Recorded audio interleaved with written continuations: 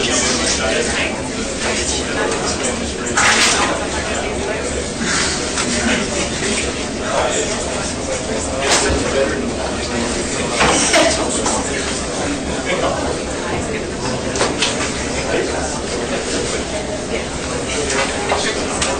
just remember when your frame is here, from the end of the wall, and even when you're answering questions, step out so that you're on camera. So when I put it on YouTube, maybe it'll go viral.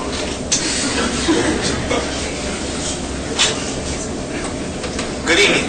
On behalf of Bienvenu Engineering, we're proud to present to you our final presentation on Bridge 9 in the State Road 826-836 interchange. My name is Pedro Laguna, and I'm the project manager.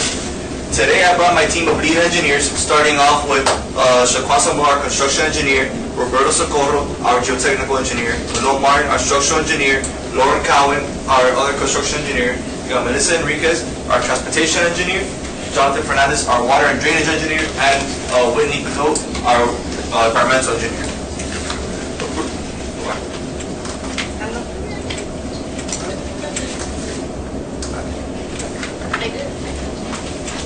Okay, brief history on our project. Here you can see on the right how the State Road 826-836 interchange looked originally back in the 50s, and here you can see how it looked in the 70s when it went to its first expansion. And now you can see here what Bridge 9 would look like when completed. This was done by our multimedia department. This is Bridge 9 right here. You can see how Bridge 9, which is this one, connects northbound 826-836 to westbound 836.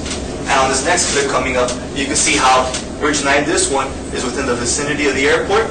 And you can also see how where it's located relative to the other bridges within the interchange. Now onto the substructure, or more importantly the piers. There's a couple aspects we need to take into consideration when designing the piers for Bridge 9. But after all factors were considered, we decided to go with a single column flare cap design. It would be solid from base to first pour. It will be filled with polystyrene from first pour up to a flare cap and finished off with a flare cap, a solid flare cap to eliminate false work. Also, you can take notice in this specific image as an example. Any piers within the vicinity of oncoming traffic will be covered by test level 5 concrete barriers to prevent any oncoming traffic accidents to damage our piers. Now onto structures with our structural engineer. Thank you, Pedro. My name is Manny. I'm the lead structural engineer. Now, Bridge 9 is part of the Group N of bridges, which include Bridge 8, 18, and 19. Now, it is recommended that all these bridges follow the same design, which is precast segmental concrete box girders. And this is mainly for aesthetic reasons as well as for constructability. Now, these follow the type 2700-2 for ASHTO.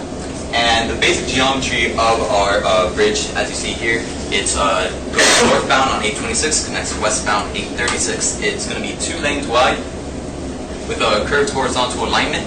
The width is approximately 26 feet to 46 feet to 47 feet, and the total length is approximately 2,670 feet.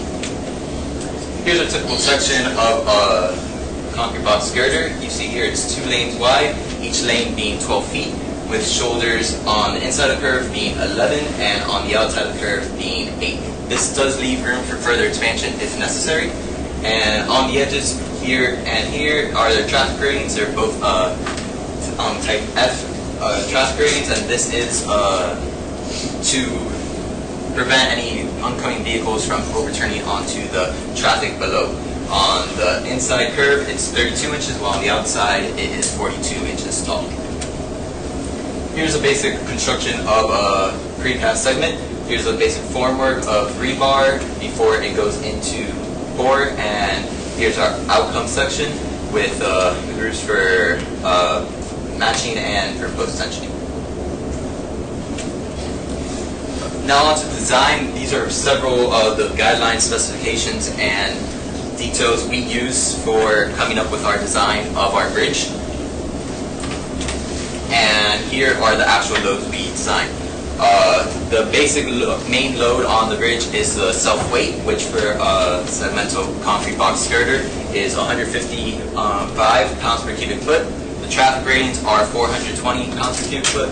And in our case, the construction method is overweighs the serviceability. weight, which would be our gantry, which is 475 tons. Now this is over 400 feet that the gantry is. Some other design criteria is 150 miles per hour for Miami-Dade County, 75% humidity, and temperature gradient according to the AASHTO LRFD. So here you see the basic construction using the gantry on a precast bridge. This is actually of Bridge 19, which is a bridge right across from Bridge 9. This you see right here, it's using the balanced cantilever method, which we will be using. And this method adds segment per segment on each side, maintaining balance and neutral moment. Now, our max moment was calculated to be when a complete half of the span was constructed while a segment was still missing on the opposite span. And for the maximum shear exerted onto the pier, it would be when the bridge was fully constructed with a gantry support on top, and that would go towards the pier, into the foundation, and the piles, all considered for this design. And then after the bridge is completely constructed, post-tensioning cables for any deflection would be run through. Now I'll be transferring it on to Melissa, our transportation engineer. Good evening, my name is Melissa Minkus, and I'm the transportation engineer for our design for Bridge 9 at the 826-836 interchange. As Pedro previously mentioned, and you saw in our video rendering, Bridge 9 goes from northbound stair 826 to westbound stair 836 right here, and it is going to provide a turning movement that is not currently available in this interchange, so it's going to improve traffic by a whole lot.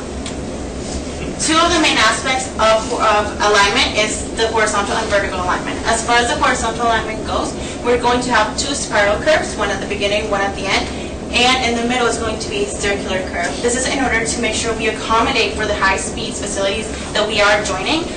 This allows for an easier transition into the circular curve, and also allows for the constraints that we have with right-of-way, since there is an existing interchange that we're building the bridge at. We have the design speed that we use for all of our alignment calculations is 45 miles an hour. And then we have a curve length of 1866.14 feet and radius of 1360.94 feet. This does fall above the minimum required radius and the minimum required length for our horizontal alignment. As far as the vertical alignment goes, our bridge has two vertical curves, one crest, one sag. This is going to be at the beginning, and it's going to be with a grade of 4.66 positive, and then negative 4.74, and then a sag curve of 4.74 and negative 3.7. This is also in accordance with all of our constraints that we have. We do have the air for above, but most importantly, our vertical alignment and elevation must be able to clear the 16 feet clearance required because of the traffic that we do have going on below in the interchange. Now we're going to go for geotechnical with Roberto. Good evening, my name is Roberto Socorro. I'm the lead geotechnical engineer with PLP Engineering. First, I want to break down a little bit the subsurface conditions at the site. I put it together throughout all of the SPT borings we took. At the very top is the fill, which is lime rock and silty sands. Then we go into our second, which is sand and some silt, which is right beneath it. Fill usually taken up to like 4 feet at most, and the sand and some silt right after. It's a little bit denser than the fill, and then we get more into our denser soils beneath that, which is our limestone and sandstone. Go ahead. As for the foundation design, we took into consideration both drill shaft and piles, pre-stressed concrete piles, and through like FDOT design, we decided to go through with driven piles. One, because it creates less spoilage at the site, so it's not going to be there's not going to be any like movement of soils needed for this project. One, and two, it also a driven pile is already considered a tested pile, so we don't need test piles. This is the design of our pile cap with the piles built beneath. My structural engineer gave me that the max load would be 4,700 kips. So we decided to go ahead and do 20 piles, and the pile cap is 22 by 28 feet, and it's 24-inch piles. Each pile really only needing to hold 118 tons. We decided to go with 80-foot piles, which hold about 160 tons. So it's a little over-designed. But as you can see, the piles go, as you basically blow them down into the higher density piles down here. And while you do that, it also supports it compacts the least dense soils on the side and basically holds more for lateral loads as well. Now I'm going to go ahead and transfer it over to our drainage engineer, Jonathan Fernandez. How you doing this evening? My name is Jonathan Fernandez. I'm the drainage engineer for POP Engineering. Before any of these piles can be driven into the ground, we must also look at the existing conditions below. Right by 82nd Avenue, there's two water mains. There's a water main and a force main that will need to be relocated in order to drive these piles down. Next slide. The first one would be, there's an existing 36-inch ductile on our force main that runs parallel 82nd Avenue, and due to the rainy season, as you know, it's been raining all day today, this relocation work will need to be performed between the dates of March 1st and April 30th, and with a maximum time allowed for a shutdown will be 5 days as per mandated water and sewer. And necessary disposal of the sewage that's inside this existing line will need to be dumped into a existing sanitary sewer or a sewage truck. The water main will need to be rerouted. Will be 700 linear feet of 16-inch ductile iron water main via micro tunneling. And once the tunneling is installed and the line is installed, we must perform a pressure test, a chlorination test, and a bacteriological test before we can actually reroute the water into this new line, ensuring safety for all our citizens. Next slide, please. The benefits of microtunneling would be the fact that since it's a 16-inch line, it's not possible for an operator to travel inside this. So a remote operated boring machine will need to be used. And also it's great for wet and unstable condition. As you know, beneath us is very wet. As you can see here, this is the beginning process of microtunneling. This is the microtunneling boring machine. This is the entry eye that will be driven here. And as you can see here, there's the boring machine here to the left, pushed via hydraulic jacks, and slurry mix is recirculated through a pump to allow easier drilling into the subsurface. You can see here's another trench box that was this is where the borer machine will come out of, and we'll drive sheet piling down as we did before, ensuring safe conditions, then excavate and remove our machine. And also for drainage, the main considerations will be safety, making sure no accidents occur, which would be one consideration. Hydroplaning, the minimization of spread from the shoulder onto the first lane of traffic, and the maintenance of the bridge as well, the drainage system in the bridge as well. So we decided to go with the raw inlet to prevent big debris from entering, drop down from an 8-inch, reduce it to a 6-inch PVC pipe. You see a clean on here for pressurized cleaning if the system gets clogged. And we will have this type of system at all the piers. There's 14 in total. We won't need them at Pier 7 since it's in the middle, and the water would flow left or right. And at Pier 2, it's right next to Northwest 7th Street, so we don't want any water encroaching on the existing street. Next slide. It will then come down and drop into a dry retention pond as mandated by RER Durham, and with a French drain to ensure that the water is removed from the site rapidly.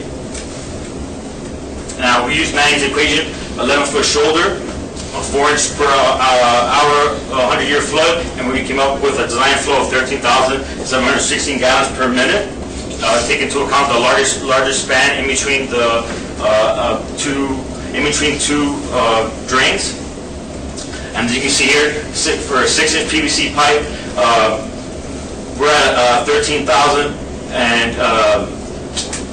and we're between the average pressure and high peak pressure. So this is for a heavy condition.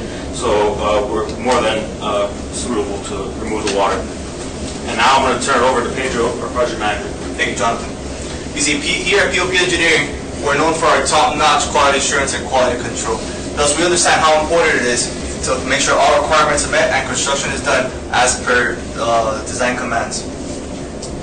Going off of that, we have a set of practices and policies designed by our staff that helps us make sure that we follow FDOT regulations. Now, passing this on to Shaquan with aesthetics. Thank you, Pedro. As you know, this project is a joint effort between FDOT and MDX, but all aesthetics will be taken from the MDX and estimate manual. We will apply aesthetics to color scheme, bridge piers, abutments, or retaining walls, lighting, and landscaping. Here, these bridge piers will have palm front finish. These are the bridge piers for the segmental bridges. So you see the palm front finishes will be in the front and the back. The color scheme will be FS 22563. The reason why we're using this is because the other bridges have this color scheme, so we want a unified finish. The retaining walls will also have a palm front finish. The lighting. The lighting, we'll use conventional lighting, the functional series. The dimensions for the lighting is 44 by 16. We'll use approximately lighting pole of 50 feet. The illumination level will be 1.5. It will be taken from, well, this table is taken from the FDOT PPM volume 1. Since Bridge 9 is an expressway, we'll have a horizontal foot candle of 1.5. For the arrangement, we'll have a one-side arrangement. And for landscaping, this cross section is showing you Bridge 9 looking northwards. And the landscaping associated with Bridge 9 is these palm trees, which are compatible with the FDOT landscaping design manual. Also, just to give you a different view, this is Bridge 9 looking from this standpoint from Bridge 9. You'll see those palm trees. Also looking from this way to Bridge 9, you'll see that. I'm going to hand you over to Bienvenu, which is our environmental engineer. Good evening, everybody. My name is Bienvenu. I'm the lead environmental engineer for POP. Basically, we have a plan to do air control for all constructions in Bridge 9. We will cover the stockpiles. We use special construction equipment to limit the emissions that goes up to the air. And we use wind fencing and sprinklers to keep all the dust in the restricted construction zones. Next. Basically, since we know certain construction maintenance will have high noise and vibration level, we restrict the hours on certain days and monitor and survey the construction site so the neighboring business won't be affected. And for our PLC engineering, our environmental squad will test the water like every couple days, see if there's no pollution, monitor it, and make sure there's no basically no piles go into the water. We know there will be manatees in the canal, so we'll design underwater gates to keep and protect the endangered manatees. So the manatees can live, eat, sleep, and fornicate now and have your environment. Now I'll present to Lauren. Hi, I'm Lauren Cowan. I am the construction engineer and estimator for this team. As you can see, this is our preliminary project schedule. We plan to start in February 2016 to coordinate with the drainage relocation, which can only occur during March and April.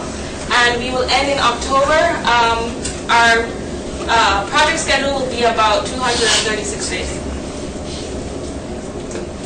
Our team decided to go with the precast segmental alternative. We use unit prices based on the FDOT average statewide prices, and we also use the FDOT rigid pavement and the FDOT design standards as guidelines.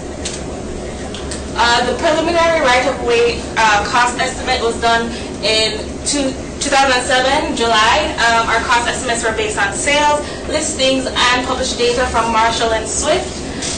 It was then reevaluated in 2008, and based on the location of Bridge 9, it was decided that there are no right-of-way costs. Of course, this is a design-build project, which means we have to create and produce our own plans, which is pretty costly. We took into consideration the ultimate master plan, structural plans, lighting plans, and siding and pavement plans, which we estimated to be $851,000. Of course, we have to have a full understanding of the soil environment around us. So our geotechnical services came out to be approximately $92,000, taking in the field work, roadway work, and the bridge report in general. Even though this is a bridge project, we have to take into consideration the roadway around the bridge. There may be removal of structures and excavation needed. Because of this, our removal of existing structures cost was roughly $165,000. Drainage being one of the most important parts of any construction project, we need to ensure the safety of all our drivers. To do that, we need to maintain high-quality roads, which includes considering subsurface drainage, appropriate drainage structures, and intensive maintenance requirement. Our bridge drainage cost was roughly $1.58 million. This is our total bridge cost. The bridge itself, it's very vast. It was approximately $8.7 million. And we had to take into consideration our equipment and mobilization. Our most essential equipment includes the cranes, the gantries, heavy equipment, pile drives, plate compactors, and it was approximately $1 million, with the demob and mobilization of all these equipment to be roughly $500,000. This is our project total. As you can see, it's broken down into percentages, with our bridge cost being the most at 68%. And our total bridge cost was roughly $12.95 million. I will now hand it over to Pedro for final comments. Thank you, Lauren, and thank you all for taking your time to see our presentation. This concludes our presentation. Any questions?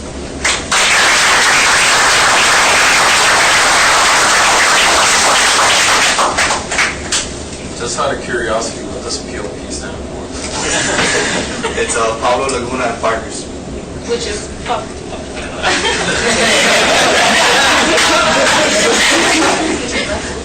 Alright, on the structures, what is the critical load that the bridge experiences? The critical, the shear, or well, both of those are in our proposal for the details, and we'd have to get back to you for that.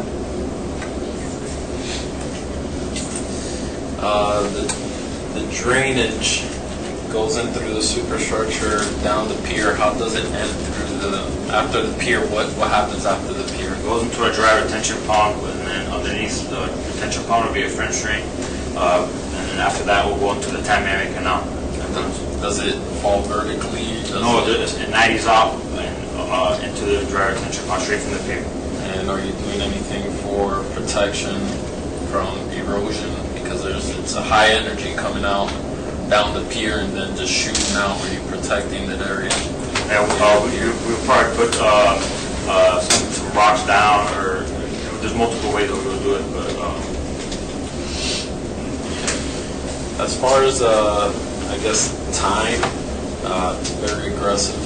Just like I told the other group, just procuring the gantry itself took, I believe, I don't recall, but over a year just to get the gantry over to the States. And then I guess just another curious question, that aerial video you did with a drone? Yes. I'm surprised. The airport? I'm surprised the FAA didn't take over that drone and take it down. That actually happened. That actually happened where somebody was trying to fly a drone, the FAA took over it and just crashed the drone down. And I know it's a lot of money to lose out.